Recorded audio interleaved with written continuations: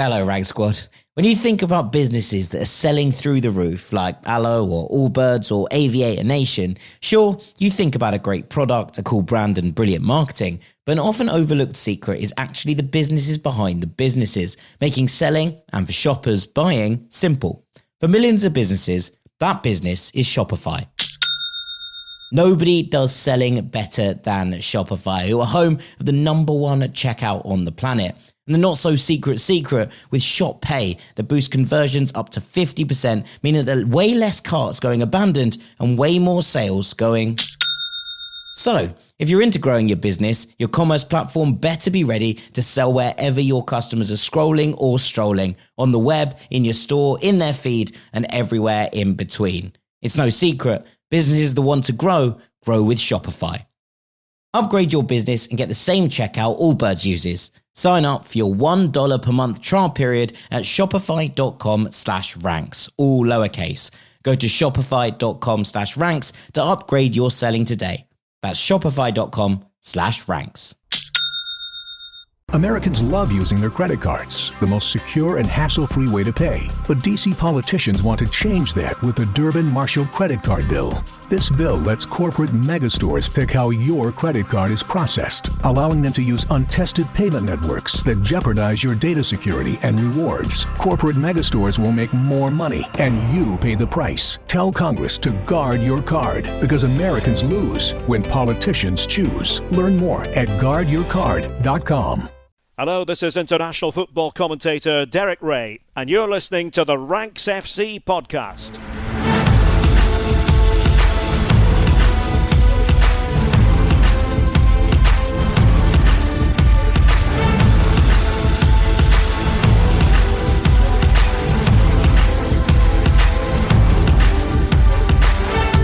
Hello, Rank Squad, and welcome to Ranks FC. It's your favourite transatlantic football podcast, back to normal service after a couple of weeks of Champions League dominating the conversation. My name's Jack Collins, and I'll be your host today. And joining me all the way across the water in San Diego, it's Mr. Dean Jones. How you doing, mate? Hello, mate. Yeah, I'm very good, very good. Heading towards the final couple of games of the season.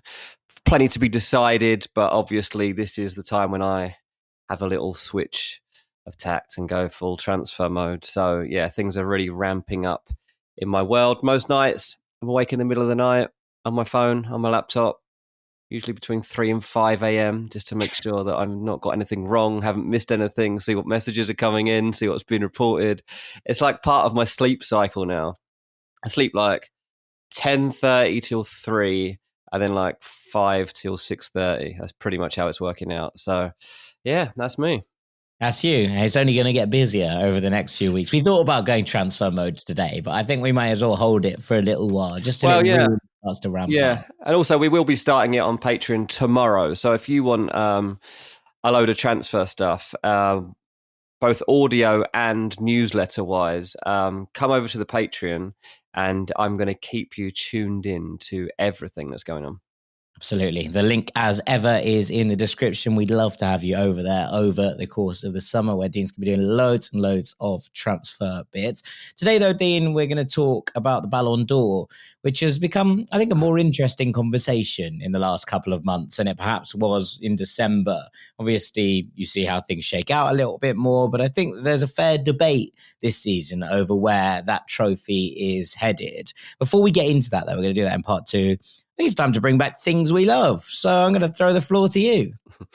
Okay, well, I'm going to make it both Ballon d'Or and transfer related, actually, because I want to talk about Arsenal. And what I love about Arsenal is that the full panic mode that surrounds it right now. And like, Arsenal fans are disappointed, yet also quite defensive right now. And all the other clubs are like really having fun with just like making fun of them for the fact that they're not winning a trophy. But equally, I was thinking about the fact that there's no one in that team that's a Ballon d'Or contender. And for a team that's had a good, a successful season without winning anything, you've been second in the Premier League for most of the year. You've gone through to the semi-finals of the Champions League. You've had your big moments against Real Madrid. And yeah, I can pretty much guarantee, correct me if I'm wrong, that there's no Arsenal player in the conversation that you will be throwing forward today. No, there's no Arsenal player that I have in the top 10. There you go. The Ballon d'Or in terms of where I think it's going to be. We're going to talk about where I think it's going to go as opposed to what I would do with it for what it's worth. Yeah. There's no Arsenal player that was even kind of touching that, I don't think. So to make that step up, is it feasible that you could even win the Champions League or win the Premier League without having a player that is Ballon d'Or worthy? And look, Saka potentially could have been. Obviously, he had an injury, but I don't think Saka's form across this season anyway would have reflected him making that from what we were able to see. And I'm like, okay, well, they're in for a big transfer window anyway. How high can they go? How far can they stretch this? And it seems to me that they're going to try and really push the boat out. Now, one of the things that I've just written actually for Forgive Me Sport is about the fact that one of the concerns for Arsenal is that Saka kind of gets locked up. And because he is the star boy, because he is their most dangerous player, he gets so much focus, and a lot of the time he's still able to wriggle free and still able to have the goal contribs that you want him to have. But also, if teams really do a good job on him, you flip it over to the other side and Martinelli and Trossard aren't quite up to that same level, and they don't have a centre forward that is anywhere near the same level. So we're starting to see names being linked. On the left side, for example, you're getting Jamie Gittins, you're getting Rafa Leao, you're getting Nico Williams, Rodrigo's being spoken about today. And then in terms of the centre forward position, because they probably can't get Alex Isak, you're looking at Gyökeres or Šeško coming in as that player. Now, obviously, if they can sign two of those players that I've just named, you're looking at a totally different version of Arsenal for next season, and one that perhaps is Premier League worthy, perhaps is Champions League winning worthy, and perhaps you've got a player that is Ballon d'Or worthy. And I think that that's perhaps the difference. It's going to cost a lot of money to get there, and they've got a lot to see to. Arsenal want a centre-back, they want a left-back, they want a centre midfielder, particularly if Thomas Partey doesn't stay. Obviously, Martin Zubimendi will be coming in. Centre forward. They don't need to sign a left back. They have Miles Lewis-Skelly and Ricardo Calafiori in that position, plus like the excess of can they get rid of Tomiyasu? Like, surely they don't need to go there again. Well, because Zinchenko and Tierney are dropping out of the equation. You didn't need four in the first place. Just telling you what I heard. Don't shoot the messenger, Jack. I know. It just frustrates me so much. Like, I'm not saying they're going to go out and sign like Teo Hernandez, but like it's something that's on their mind. And if we were looking at them making 5 significant signings, possibly even 6, you just it's the level of those players that's really going to make a difference. So, yeah, the thing I love is like the anticipation, the nervousness, the rumours, the speculation is beginning. And for Arsenal fans, it's pretty important because they are defensive right now, aren't they? Like you see the way that they're reacting. And I get it. Like 100%. I'm kind of glad they're defensive. They should be. But at the end of the day, you do need to win something eventually with this crop of players. Otherwise, you're going into a new cycle and you never know what you're going to get. So, yeah, that's what I love at the moment, mate. Yeah, more on Arsenal actually on The Truth on Friday, where Sam and Doogie and I are going to be discussing Mikel Arteta and whether next season is sort of win or bust for Arsenal. So plenty more to come on that conversational topic on this feed over the course of this week. I did say on the radio the other day that if Arsenal went out and signed Rodrigo, one of those centre forwards that you mentioned, and a Zubimendi, I think they're in a very, very good spot next year. Now, I'm sure there'll be more than that. As you say, like it's about upgrading the squad as much as anything else.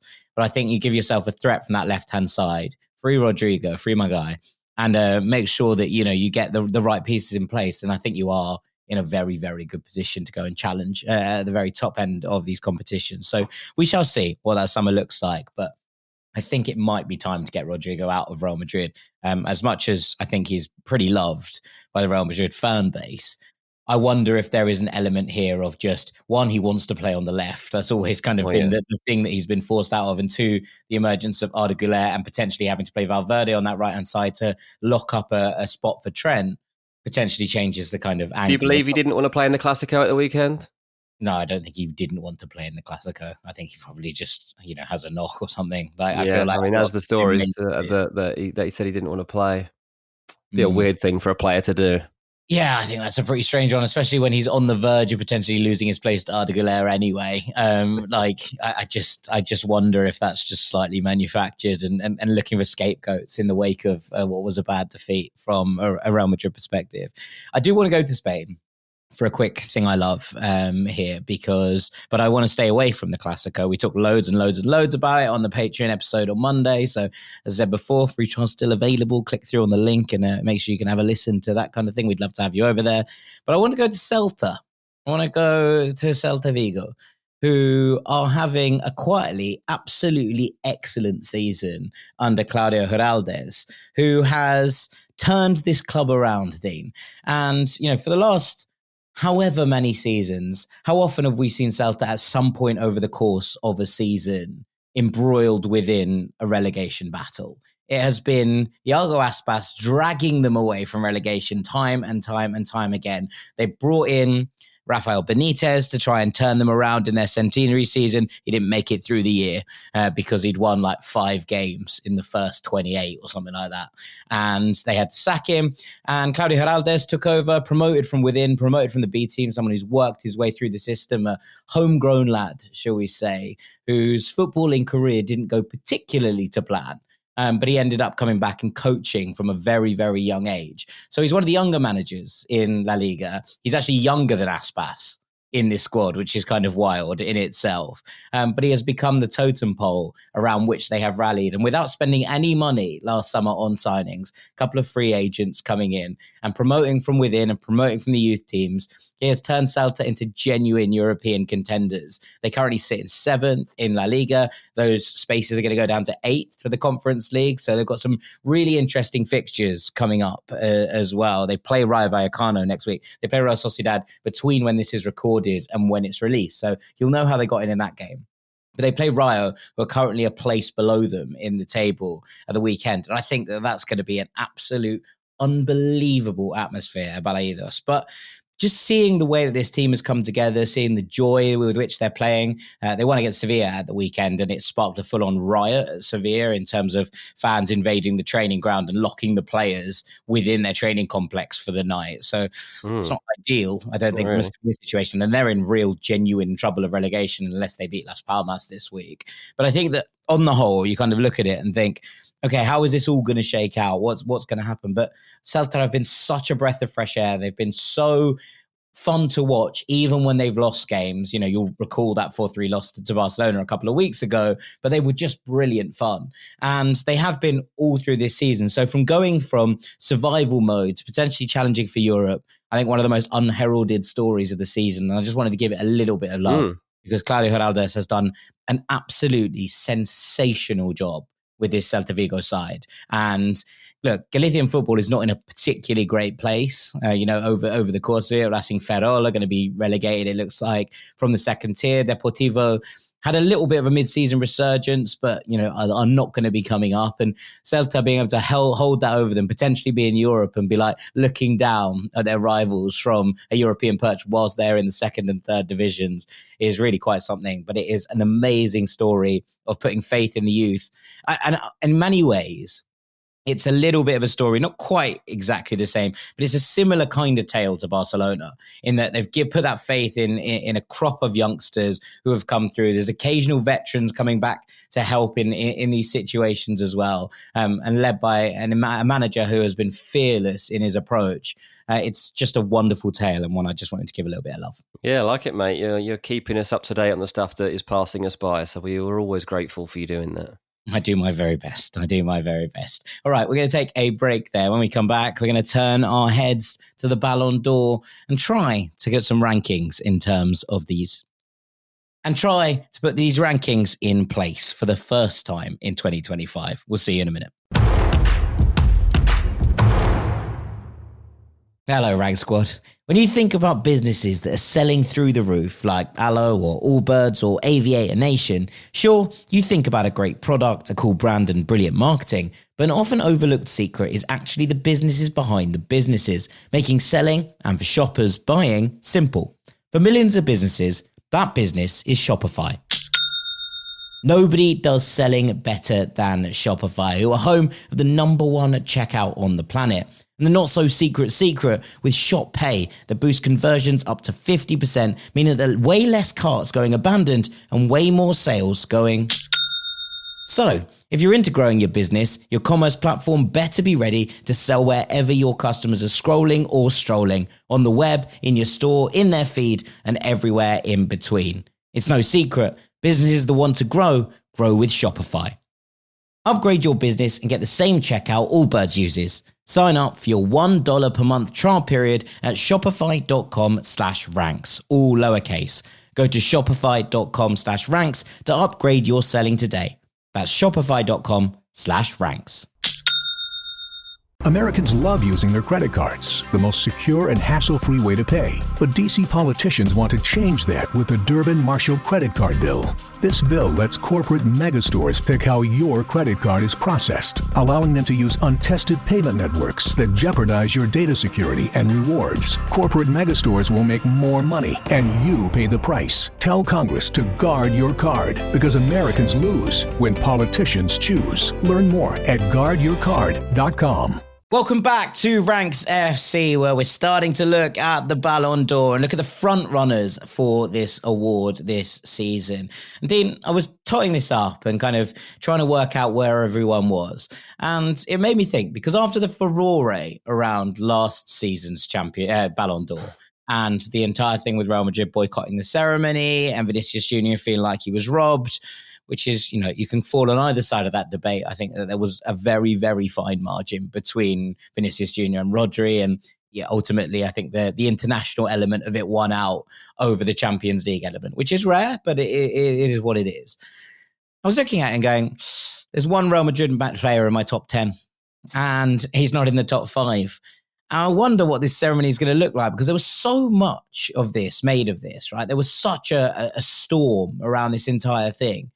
Like, are Real Madrid going to go to the ceremony this year if they have one representative in the top 10? Are they going to rock back up? Because I don't think this season they can have a legitimate grievance about players not being included in the top 10 when it looks like they're going to go trophyless. Yeah, that's a good point. Probably not.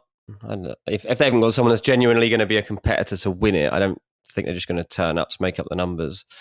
It's just not in their nature to do that. They're in football to win things, and I just think that they'll be like, well, why would we come to that?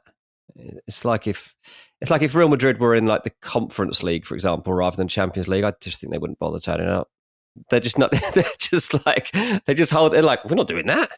No. We had a bad season, but we're not playing in that. So I wouldn't be surprised that maybe they send like,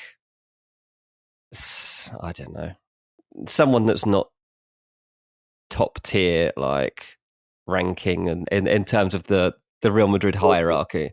Yeah.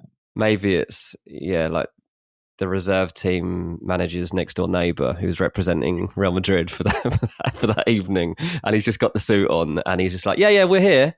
We just didn't want to send the big guns because we're only coming win the trophies. Maybe it just struck me because I was like, wow, where is the highest Real Madrid player going to rank? I think there could be 2 Real Madrid players in the top 10, but so I'll tell you what, we're not going to go through my sort of like this 10 to 1 because we'd be here forever. So we're going to do a detailed discussion on the top 5. But for what it's worth, I have a tie at 10 between Harry Kane and Kvicha Kvaratskhelia, which I think is going to be interesting. Obviously, Kane's on his first silverware, and he's had another barnstorming goal-scoring season. He's been excellent in this Bayern side as they've taken back the title they believe to be theirs. But actually, when you look at Kvara, right, he's already won the Liga trophy. He might end up here with 2 league titles in the course of a season, which I'm calling the upmarket Richie de Laet. You might remember that the year that the Richie de Laet and Leicester won the title, he'd gone on loan to Middlesbrough halfway through the season. Yeah. And had ended up winning the Championship and the Premier League, and had enough appearances for both to end up getting a medal for both. But Kvara might end up with not only a Serie A medal, but a Liga medal at the same time, which is quite cool. And also his numbers are excellent. So just want to keep an eye on. I mean, that is definitely an intriguing thing to consider, that across the season, he's played that many games equally across 2 leagues and contributed. His numbers are okay. They're not Barnstorming. They're not that great. Yeah, If you they're win not probably good big enough to give him a good shot at the podium, I think. But No. if it had been a bit better, then yeah, I think he could have been in that conversation. Yeah, I think that's going to be where we're at, around the 10 mark. At 9, I've put Achraf Hakimi, who I think has been absolutely phenomenal. And there's usually one defender that cracks at least the top 10. So I've put Hakimi in there. I think he wasn't on my radar, but yeah, that's a fair point. There is normally one, yeah. I think he'll be the foremost defender in the rankings. At 8, I've got Kylian Mbappé, who has had an excellent season numbers-wise, even if it hasn't gone particularly brilliantly from a Real Madrid perspective. At 7, I've got Donnarumma, and I feel a bit bad about this, but I think this is about where he'll end up, because I think there's a very high chance that Donnarumma wins Champions League Player of the Tournament. Mm-hmm. I think that if he has another stellar display, and I think he would be very, very justified in getting that award, considering what we saw, the penalty shootout heroics at Liverpool, the second half performance at Aston Villa, where he pulled off some miraculous saves, and then another incredible performance against Arsenal. His performances in this tournament, in the knockout element of it, at the very, very least, have been unbelievable. And I think there is a very good case for him making that, but I can't see him cracking the top 5. So I've got him in at 7.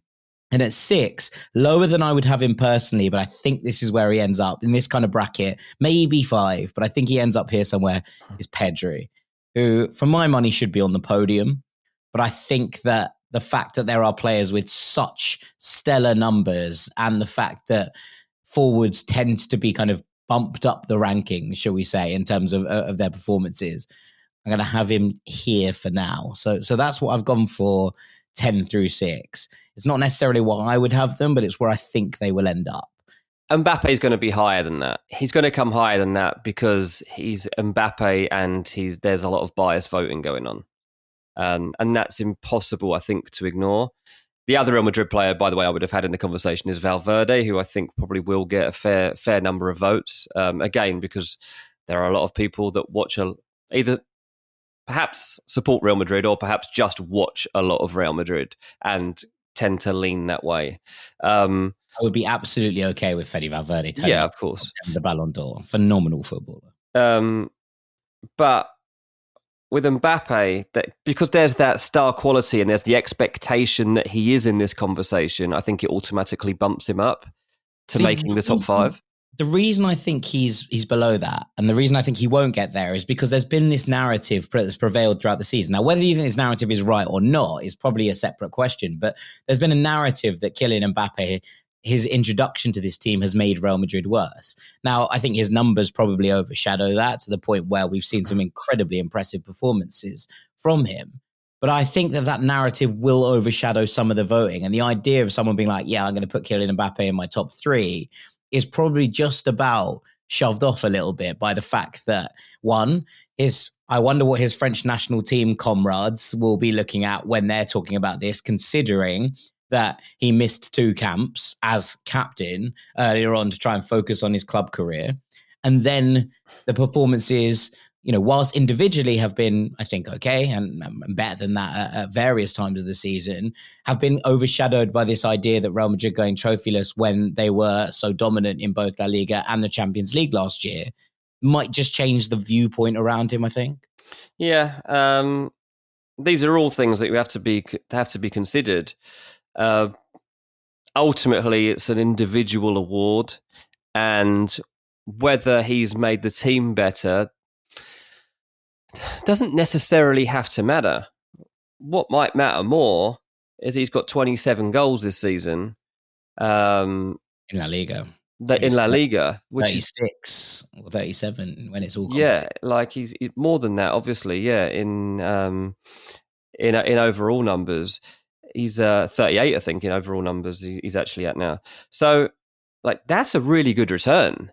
That's a really good return, and he's obviously just scored a hat-trick in a Clasico. Obviously, it wasn't a winning hat-trick, but to score a hat-trick in a Clasico in itself is valid. I mean, in terms of the European Golden Boot, there's only Gyökeres and Salah ahead of him right now. So, again, he's putting himself into that position. And because he's a Galactico, because he's supposed to be in the conversation for a Ballon d'Or, because he still has an amazing highlight reel, I think if you were to go through all the players that are in a top 10, when you do the voting, if you were to sit down, go through every player's highlight reel, you'd still come away looking at Mbappe being like, I can't leave this guy out of my top 3. So I think that's why he probably ends up higher. Okay. All right. Well, we will see. But I think that I've got 5 players here currently. Well, I've got 7 players ahead of him, but we'll see what that looks like. This one at 5, I think, is the one that has the biggest potential for a swing, and it's Lautaro Martinez. So Lautaro came 7th last year, and for my money, Lautaro was better last year. I think his numbers were stronger. I think his influence on his interside was stronger. And I think that you had also the Copa America element of things where he scored the winning goal in the final that probably should have pushed him higher up than 7th for my money last year. But that's where he ended up. Now, the question becomes, if Inter win the Champions League, does Lautaro have the biggest potential for swing? Because if they don't, I think he might slip out, maybe even out of the top 10, right? It's 25 goals and 8 assists, which is still an absolutely incredible return, and he should be given due credit for that across the course of it. But I wonder if Inter end up not winning anything, that completely shakes the idea of where he is. The fact that they're in a Champions League final, I think, should be enough to deposit him into this conversation. And he remains the talisman, even if Marcus Thuram has been the better goal scorer over the course of this season from an Inter perspective. But I wonder if Lautaro does lift the Champions League trophy, if he has the potential to go actually even higher than this at the same time. So I'm putting him in here as a kind of asterisk in many ways. I think it would take a double up. I think he'd have to win Serie A and the Champions League to get this. I think it would take that. Serie A is not glamorous enough for this, it seems. I think Cannavaro was the last player from an Italian league to win the award. That would have been back in 2006. World Cup winning captain, which helped.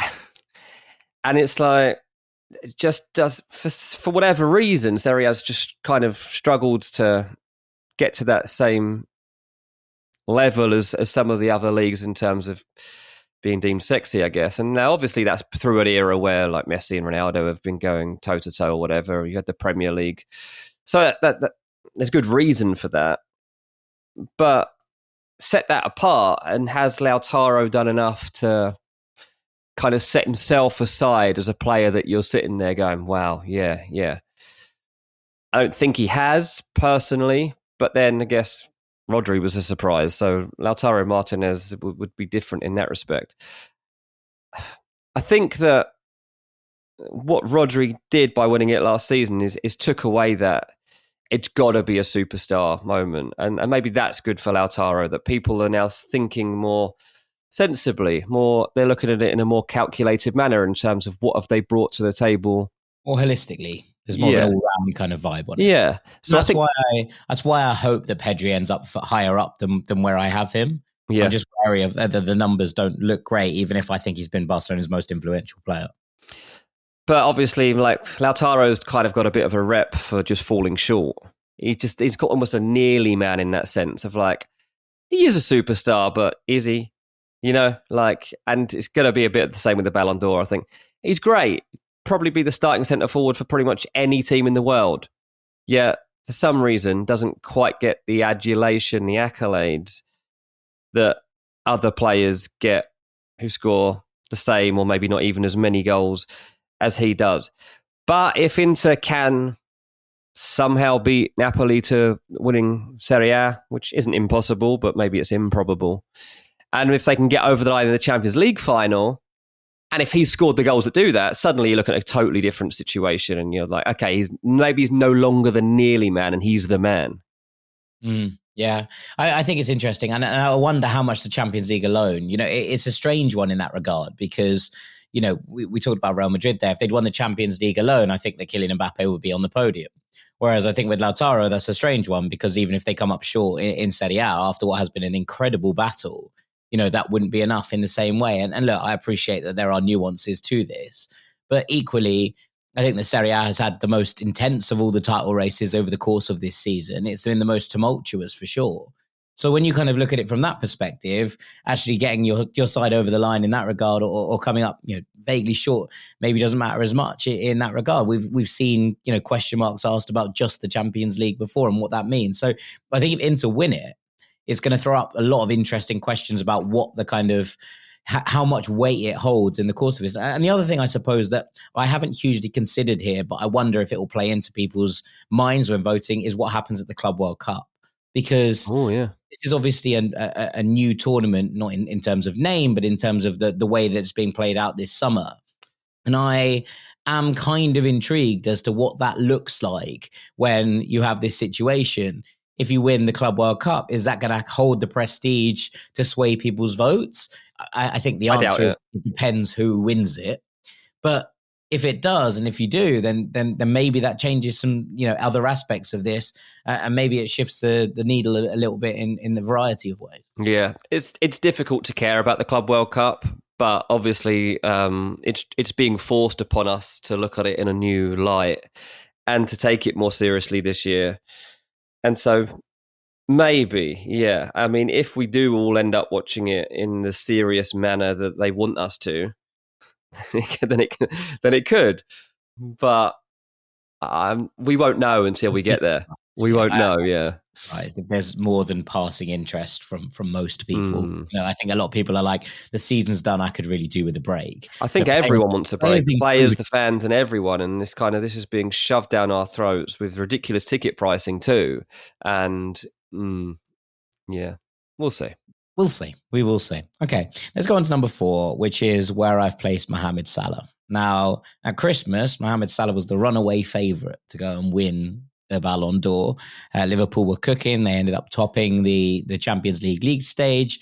They never really relinquished their hold on the top of the Premier League. It was November through to May that we're in now. They've held that top spot. Salah currently is on 36 goals and 24 assists over the course of this season, which is a grand total of 60 goal contributions across all competitions, which is absolutely unbelievable. Now, he's won the Premier League, but that will be the only trophy that he lifts this year. Now, that's not to disparage it in any sort of way, but I think if Liverpool had gone and they were in a Champions League final, Mohamed Salah would probably still be top of this list. As it is, that early exit probably shifts him down a little bit in terms of where that is. But he is the first player to score 25 goals, registered 15 assists in a single Premier League season, top for goals and assists in the Premier League, and thus obviously goal involvements by extension of that. He has felt like he's broken records every single week. There was a period where they could have renamed Opta Joe, Opta Mo, I think, in the middle of it, because it was just Salah record after Salah record after Salah record. But I wonder if just the kind of maybe lack of anxiety is probably the wrong word, but lack of trepidation towards the end of the season in the way that Liverpool got off the line actually counts against him in some ways, because it's felt like a bit of a cakewalk at times, the end of the Premier League season. And despite these absolutely outrageous numbers, I do think that Liverpool's exit at the hand of PSG will count against him when it comes to the Ballon d'Or voting. Yeah, I think that's fair. I mean, outrageous numbers. Yes. So that puts him in a strong position to be a standout candidate, particularly as he's done it in what is considered to be the most competitive league in the world, and certainly the most high-profile league in the world. So he's got that going for him. The second thing he's got going for him is that not only is he deserving to be in the conversation still, but there'll be a lot of people that want him to go and win this award. Like, obviously it's something he's been striving for his whole career. Like, the dedication is clear. Like, you've only got to take a quick look through his Instagram to see like him in his own home, constantly in the gym, constantly trying to better himself, constantly is looking after himself to like give himself the best possible chance to remain in his 30s at the highest level he possibly can. And to be the first African to win the Ballon d'Or since George Weah, which would be a huge milestone, not just for him, but for Egypt and for everybody that's kind of pushing for like that region to get the credit it deserves, if you like. Like the emergency's there, but like yeah, they kind of don't get the credit, perhaps, a lot of the players that come out of that area. And Salah's done everything he possibly can, really. His consistent excellence has been there. His consistent professionalism has been there. And now he's got that combined with a Premier League title. So he's like, what can I do? And you could say, well, yeah, you're good, but were you excellent? I didn't see you playing in the same way that I saw Lamine Yamal playing. Like, you didn't get me off my seat as often as some of the other players have got me off my seat. Sure. That's not really his game. And he'll say, yeah, but did Rodri do that? You're like, no, exactly. So back to it again. Consistent excellence, yeah. Consistent excellence, which is what Rodri had, that led Man City to all those trophies. Well, he's led Liverpool to this trophy. And yeah, maybe because they were Champions League flops, maybe people are going to throw that in his face. Maybe they say, well... Flops is harsh, but, you know, what it is. It's my tabloid background, mate. I'm never going to get away from it. And yeah, and even though it is the Premier League that he's done it in, and that we do consider that to be the most competitive league, players in the Premier League have typically struggled to win this award over time. Like, it's not always the league that automatically comes for people to choose a winner from. And I think, do you know what? The most worrying thing I would say for Salah is that there has been a dip-off recently. And so there's always, when it comes to these awards, a recency bias. Sure, yeah. And it's always that it's, what have you done right at the end of the season that's going to make me vote for you? And of course, when it comes to like Footballer of the Year, Salah wins by a landslide. Sure. He's definitely the best player in England. But if you were judging this from a worldwide perspective and considering all the different countries' representatives that are voting for Salah, I think people might have got a bit bored of him in the last couple of months and won't vote for him in that top spot. I think he'll still make most people's top 3. But it might be that he's now 3rd or 2nd rather than being 1st, which he would have been at the turn of the year. Yeah, no, I think you're absolutely right on the recency bias. Like, it's just something that we have to accept. It's not necessarily right, and it's not necessarily, one of those things that should be taken into account, but ultimately it is. And so I think the fact that the end of Liverpool's season, this is the point I would make, the end of Liverpool's season has become a bit of an afterthought, I think. And that's fine, because Liverpool fans are absolutely loving it, and that's what it should be, right? It should be for those fans and enjoying these celebrations and the trophy lift and the presentations and the parades, all of that. That's exactly what it should be about at this point. But in terms of a worldwide, are you tuning into every single game that Liverpool are playing in the way that you were at the start of the season, when there's a title race in Serie A, when it looks like Barcelona are about to get over the line in La Liga, when there's incredible title races at a variety of places around the world? Maybe that's where it changes a little bit, and maybe that does seep into people's thinking, whether it's right or wrong. So yeah, exactly. And obviously, like in the Champions League, he didn't score loads of goals in the Champions League, so there's that goes against him. And his best run of goals in the Premier League, I'm just quickly having a look to remember what it was, like October into December, it was like 7-8 games in a row where he was scoring. From almost the start of the season all the way to Christmas, and he's been excellent since then. But I think that there has been, a slight kind of fade. Well, there definitely has been a fade. I mean, if you look at his last 7 Premier League games, he's got 1 goal, and like, it didn't matter because Liverpool basically had won the league 7 games ago. That 1 goal was a massive, massive goal in terms of actually winning the game that won the league, right? Like, so that is worth taking into account. But yeah, the job had been done in the early stages of the season, and that potentially counts against him in a slightly different way. Yeah. I need your help with 2 and 3, because I'm struggling with this. It's where I've got both of the Barcelona wingers. I have Raphinha and Lamine Yamal here. Now, my hunch is that Raphinha should finish above Lamine Yamal. And, the numbers on this in terms of they're going to win the same trophies, obviously. They've both got 25 assists, but Lamine has 16 goals and Raphinha has 37. Now, that shouldn't be the be-all and end-all in this discussion. And I wonder if there is going to be a sense that because Lamine Yamal has showed out in some of the biggest games, and it's not to say Raphinha hasn't been scoring goals, but I think in terms of what you were saying, edge of the seat stuff, every time Lamine Yamal gets the ball, it's like, right, what's he going to do now? And some of the little flicks and tricks that maybe don't count in these stats, I think that also the amount of expected assists over the course of it is going to be interesting, because you look at it and you think, well, how's this actually playing out? Lamine Yamal, I think, has been more effective in La Liga, and Raphinha's Champions League numbers have been outstanding. So he matched Cristiano Ronaldo's record of 21 goal involvements in the Champions League, which is stunning in so many ways. Obviously, there are slightly more games now, and that's fine. But equally, I don't think that should take away from the fact that he has been lights out in the Champions League. But I wonder if just the idea of Lamine Yamal means that he gets a few more votes and he ends up above Raphinha in this ranking when it actually comes. Personally, I don't think there's any doubt that Lamine Yamal comes in higher than Raphinha. I think that one of the factors I would look at here when thinking about this season is what was not just the impact for the here and now, but the historic impact of what we have seen from Lamine Yamal this season in comparison to what we've seen from Raphinha. Raphinha has been great, and I'm not taking that away from him, like a great campaign. But is it extraordinary in the way that Lamine's has been? It's not.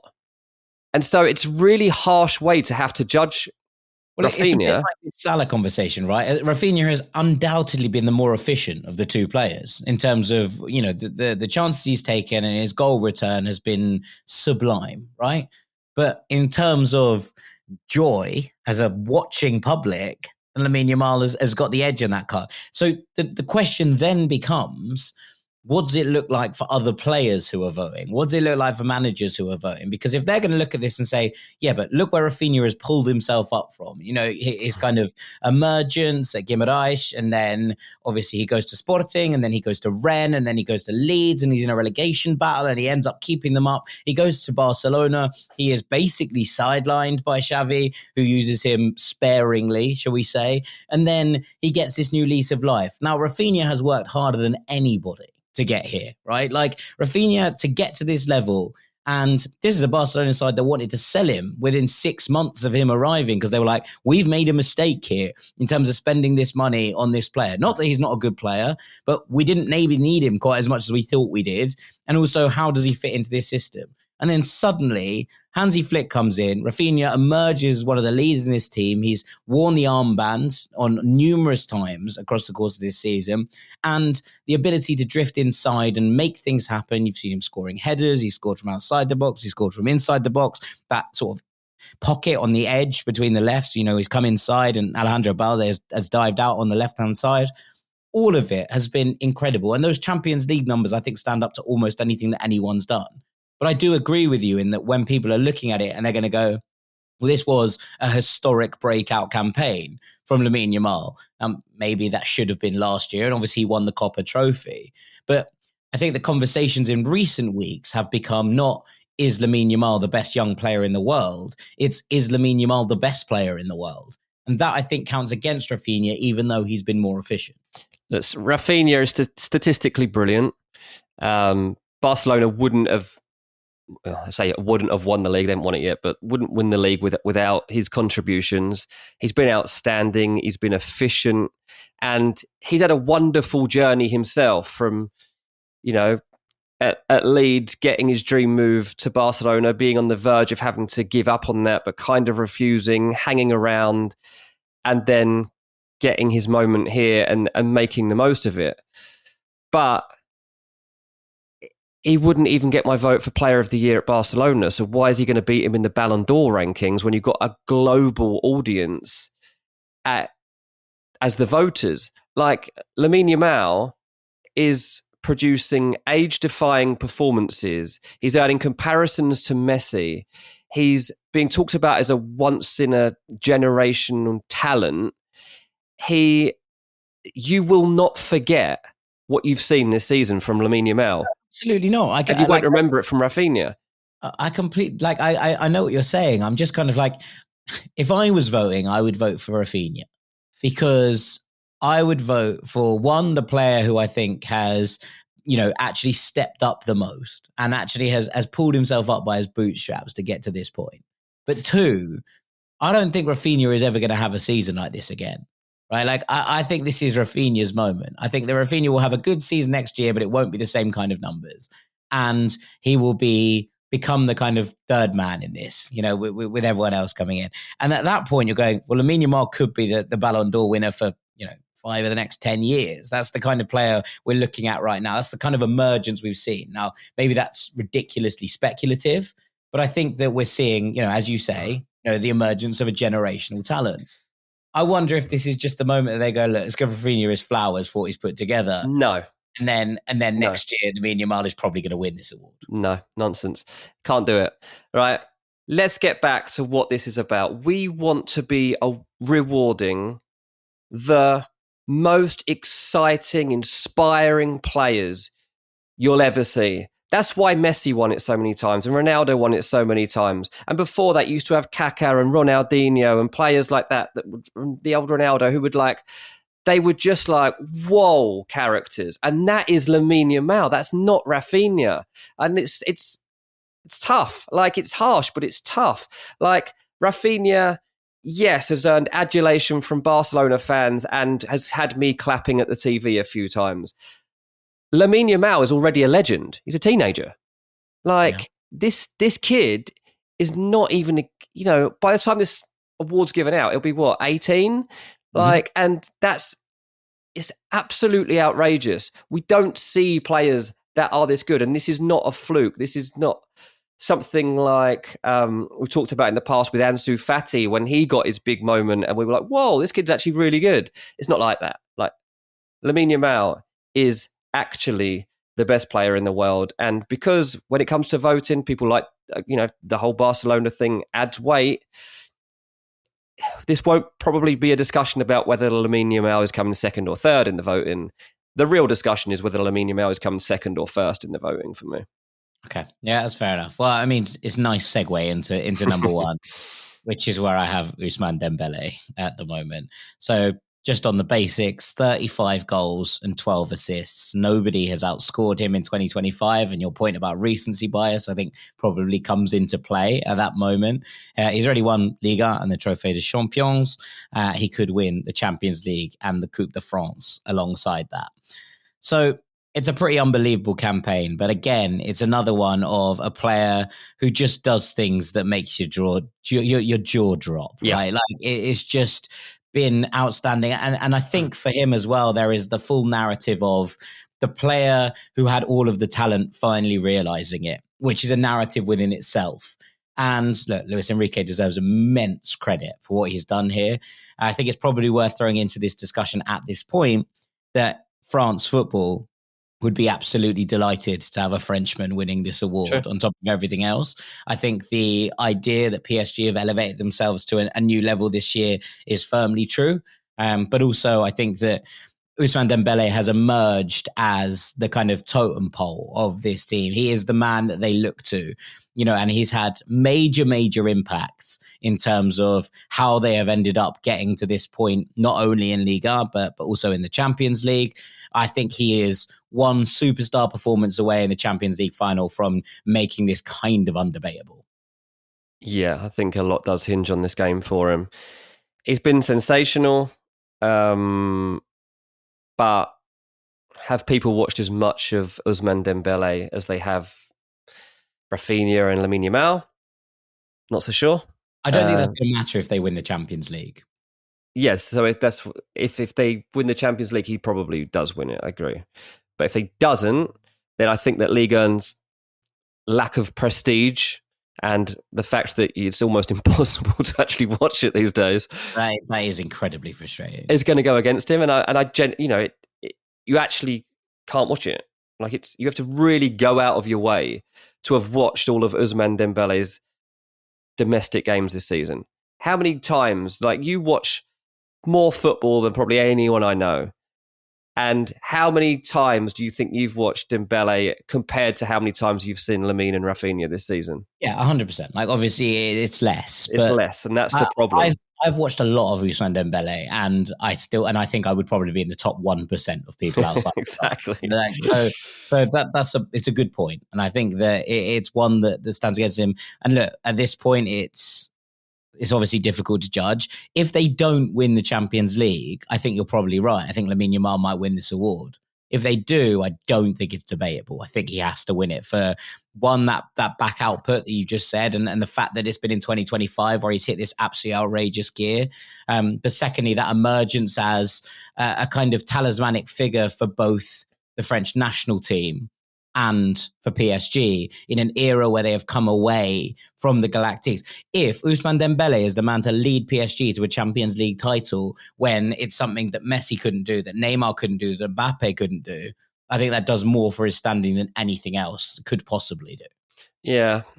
I think there's a couple of other things that go against him. I think that if you are tuned into PSG, if you are watching a lot of Liga, not necessarily do you even give Dembele a vote. You've already talked about Hakimi. Kvaratskhelia in there too. You've talked about two players that have featured for them this season that might take a couple of the votes away from Ousmane Dembele, from people that have been tuned into the storylines and the way that this team have actually played across this season. I'm not saying that will have a massive impact, but even if it's just some votes are taken away from him from that alone. And I don't want his reputation to go against him, but I think people have always seen him as a bit flaky. And I think that's one of the narratives that means he probably should win it this year, is that he's not flaky. But there'll be a lot of people that don't realise how good he's actually been. I think that's going to be a real telling factor, particularly if he doesn't win the Champions League. He's got to be sensational in the Champions League final and win it for them, basically, to win this. And that's what I feel like, because he's up against Barcelona. And that's such a mighty thing to overcome. And we already know what his history at Barcelona is. He's not the winner of the battle.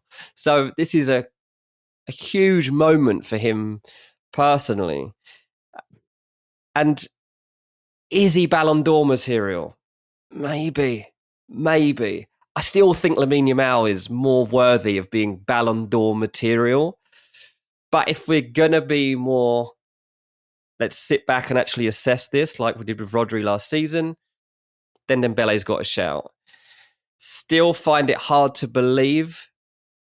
But yeah, it's basically down to the Champions League final. We'll have to reassess whether he's got a shot at it. Who's the actual favourite right now? I haven't actually looked at the odds. Like who is actually like considered to be the 1, 2, and 3 for how bookmakers see it? Because they're not often far away from how it ends up.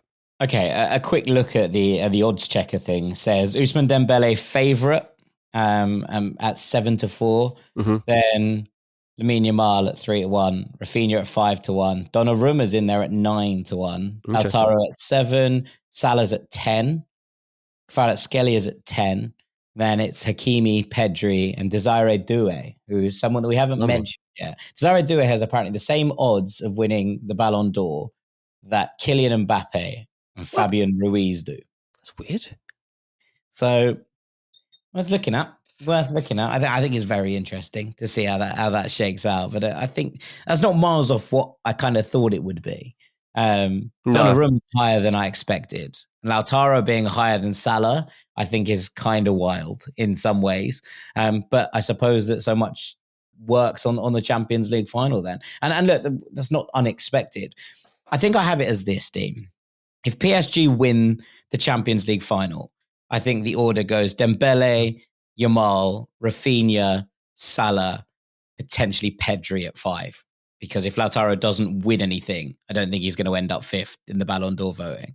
If Inter win the Champions League final, I think Lamine Yamal might win the Ballon d'Or, followed by Dembele and Raphinha, and then maybe Lautaro and Salah at 4 and 5. That's what I think it might shake up.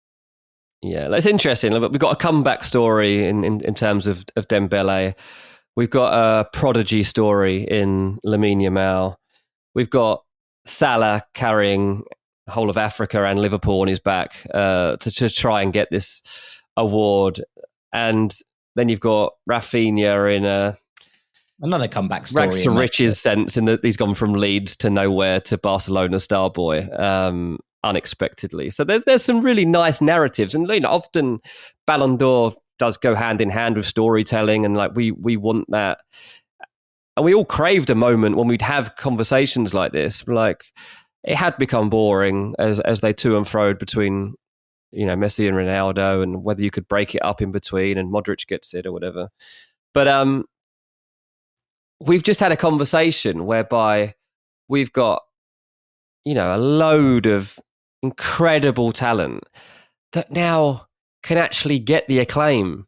Ronaldo and Messi are actually gone now. Now we genuinely are into a new era. They're not. We've had a whole discussion about Ballon d'Or, accepting that those two are not in the conversation to win it, which is good. We needed to get here eventually, and here we are. They're both still playing. They're both doing really well considering where they are in their careers, but they're not in this conversation. And that, I think, is really nice that we've come out the other side, and we still have a whole world of talent out there to get us out our seats. Yeah, absolutely. 100%. Right, we're going to take a break there. And when we come back, I want to just do a quick bit on the Kopa Trophy, because Lamine Yamal currently the holder, but you can't win this twice. So who is going to be crowned? It's a bit like horse racing betting. You can bet without the favourite. How do you crown the best young player in the world minus Lamine Yamal? We'll be talking about it next. Don't go anywhere. Hello, Rag Squad. When you think about businesses that are selling through the roof, like Aloe or Allbirds or Aviator Nation, sure, you think about a great product, a cool brand and brilliant marketing, but an often overlooked secret is actually the businesses behind the businesses, making selling and for shoppers buying simple. For millions of businesses, that business is Shopify. Nobody does selling better than Shopify, who are home of the #1 checkout on the planet. And the not so secret with Shop Pay that boosts conversions up to 50%, meaning that there are way less carts going abandoned and way more sales going. So, if you're into growing your business, your commerce platform better be ready to sell wherever your customers are scrolling or strolling, on the web, in your store, in their feed, and everywhere in between. It's no secret, businesses that want to grow with Shopify. Upgrade your business and get the same checkout Allbirds uses. Sign up for your $1 per month trial period at shopify.com/ranks, all lowercase. Go to shopify.com/ranks to upgrade your selling today. That's shopify.com/ranks. Americans love using their credit cards, the most secure and hassle-free way to pay. But DC politicians want to change that with the Durbin-Marshall credit card bill. This bill lets corporate megastores pick how your credit card is processed, allowing them to use untested payment networks that jeopardize your data security and rewards. Corporate megastores will make more money, and you pay the price. Tell Congress to guard your card, because Americans lose when politicians choose. Learn more at guardyourcard.com. Welcome back to Ranks FC for the final time today. And I just wanted to change things over a little bit. We've talked about the Ballon d'Or. I want to talk about the Kopa Trophy theme, which is given out to a player who's under the age of 21 in the voting period. And I think it's going to be really interesting, because this is the difference between this and Golden Boy. One, it's available to players outside of Europe. And two, there's a slightly different cutoff in terms of the voting for it. But I think that it's going to be interesting to see exactly how this shifts, because I think Mars Lewis-Skelly is probably in this conversation. I think Pau Kabasi is in this conversation. And then there's Desiree Doué and Joao Neves, who I think at PSG are potentially the front runners. Now, we talked about the fact that, the Desiree Doué is someone who might be in these Ballon d'Or conversations. I don't think this is going to be his year. I think that he's been used slightly too sparingly. But it's interesting kind of looking at this, because Lamine Yamal is so clearly the best player, under this age in the world. It's sort of like looking at it and trying to work out who comes next. But Lewis-Skelly is an interesting one, because you said at the start of this episode, we're talking about Arsenal and, potential Ballon d'Or candidates and not really having anyone in there. I think he has a shot at this one, which is interesting. Yeah, I think, MLS should have a shot. I mean, he's been very consistent. He's shown an incredible maturity at Arsenal this season in both his tactical play, also his approach to matches, and just seems so chilled as he goes into some huge occasions for Arsenal. Very difficult to have that mentality, and he's obviously been brought up very well within the system to make sure that he can cope, because he's had some huge obstacles thrown in his way, red cards, difficult decisions given against him elsewhere too, in terms of penalties and stuff. And yeah, at times he's cost Arsenal in some big moments, but not really with anything that's like terrible, but just like part of the learning curve stuff. So I think he's an unbelievable player. Has he done enough to win this? I'm not sure whether he would have done enough to nudge out someone like Pau Kubasi, for example, who was already on the shortlist last year. He's still, 18? As is part of this Barca team that have been my team of the year and a lot of people's team of the year. You know, whether or not they go on and achieve everything they could and should kind of doesn't matter for this. I think Kubasi's been super impressive. And we talked about Lamine and we talked about Raphinha and them being worthy of accolades at the top end of the pitch. Well, he's probably been more, I'd say he's got more headlines for Barcelona, Pau Kubasi, worldwide than Miles Skelly perhaps would have got for Arsenal. I'd say that he's probably got the edge on him in that sense.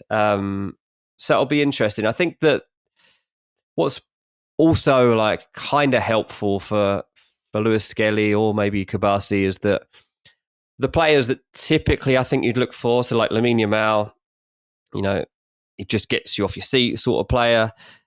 That might have been Arda Güler, you know, if he'd have had a full season at Real Madrid of starts and stuff, if he was able to live up to his potential. He came second last season in the Kopa Trophy. Can't see him getting that again, to be honest. Kobe Mainoo was third. He's not going to be in the conversation this time around. So where else do you turn? I'd say, you know, unless you can throw forward a really good contender, Kubasi is the one that jumps out the top of my head that is going to be a leader. I wonder if it's Joao Neves. I do, because you look at Warren Zaire-Emery, who remains, 19 years old at this current point, right? So he's had an incredible breakout, Warren Zaire-Emery, but he's been relegated, really, off the back of this season to sort of a backup to Luis Enrique's first choice in the PSG midfield. And the player that's come in and gone lights out is Neves. So the fact that he is in this conversation, the fact that he's won all those things, and look, I put Ousmane Dembele at the top of my rankings if they win the Champions League for the Ballon d'Or. I don't think that Joao Neves maybe needs it in the same way. I think that Joao Neves' influence and impact on this PSG team has been absolutely undeniable. And whilst Desire Doué, ranks quite highly in the Ballon d'Or voting, and I think it's quite an interesting one in that regard, I think that actually when it comes to it, they will look at this and said, who's had the bigger impact on PSG this season? And the answer is Joao Neves, right? Like, he was unbelievable with that emergence at Benfica. He makes this move. People are questioning whether it's the right move, whether it's the right thing. And he has come in and just emerged as one of, I think he emerged as one of the leading young midfielders in the world at Benfica. I think he's now emerged as one of the best midfielders in the world, full stop. And whilst obviously there is an element of this that you go, okay, Kubasi, I think, is in the conversation, and Doué is definitely the most electric of these players we're talking about. Like, I think Joao Neves probably leads the line for me in terms of where he is, because to usurp Zaire-Emery, he finished below him in the Golden Boy ranking last year, to basically throw him out of the team, be like, no, that's my role now. And part of that is obviously stylistic, I get it. But, to have that kind of impact at this age is stunning. Yeah, I personally would have just assumed that Joao Neves is 28 years old and can't get this award, mate. There is no part of that player that seems that should be able to collect an award like this. He's not 21 till September, so he should be okay. I think they're going to have to double check his birth certificate, because Joao Neves plays like he's a senior footballer and that he's been doing this for years. Like, this guy is just so disciplined. He's a master of his trade, and it just doesn't seem right. It just doesn't seem right, does it? That he could go through and be in contention for an award like this. I can't remember exactly where he came last year, but I don't think he made the top 5. I've lost the list now that I had in front of me, but just an outrageous footballer. And again, with the whole Champions League progress that the PSG have made this season, obviously been on people's radar a lot more than he would have been if they hadn't have managed to get this far. Yeah, 100%. He finished 6th, joint with Garnacho last year. So Garnacho, he ain't in the conversation, I can assure you of that. No, he finished one place below Pau Kabasi, so I think we'll be having it on to find out who actually ends up winning it. But with that, I think it's probably time for us to bring this episode to a close. So all that's left for me to do, say thank you very much to Mr. Dean Jones. Cheers, mate. I've been Jack Collins. This has been the Ballon d'Or Kopa Chat on Ranks FC. We hope you've enjoyed this episode. Another one coming later in the week with Doogie and Sam. They're going to be talking about Arsenal and Arteta, whether next year is win or bust. So make sure you're locked in for that one on Friday from us. And for now, thank you so much for listening, and we'll see you all very, very shortly, Rank Squad. Take it easy.